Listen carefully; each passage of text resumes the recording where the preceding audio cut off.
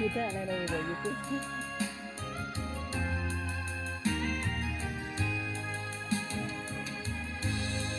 Kadiriga Rapiu lót niu in bụi nhang xuồng cánh dịu chiếu khơi mơ mới sông sông pario giọt ngầm đủ la tu hồi nông lợt lùi đình ruộng mới đi có đi quên níu heo ngoan su nè tiếng khói bao la kinh hi na mà ngay su nè ô Rapiu Nalungsiat niu Nkha khailo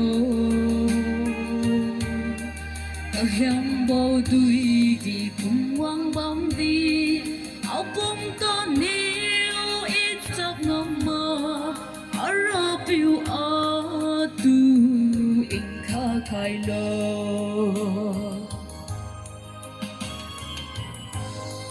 malum lu mới nâng sira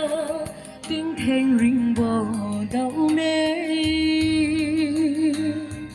qua đâu đi cuối lăn mơ bầu râm galung su nê malum mơ mới đụng chariu su nê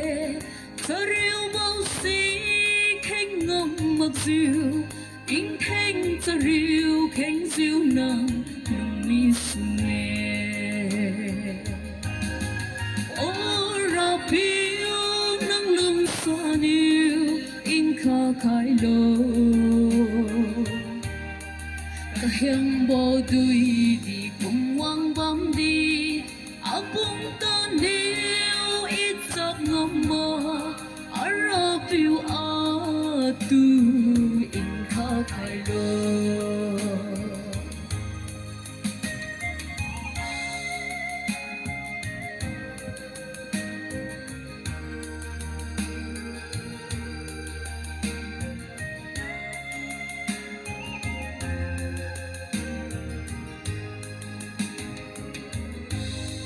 Rapiu tu ning ga lung mai dun Rapiu ram ga lung si Rapiu xuống ga cha lùi tiêu diu thôn bằng su nê xuân mùi bóng mi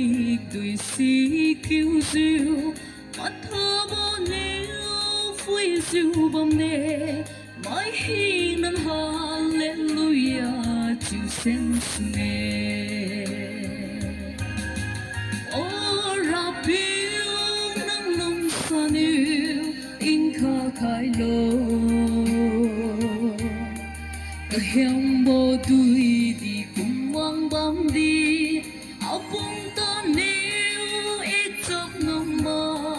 ở Rapiu ở tu Nkha khailo. Xin cảm ơn chương trình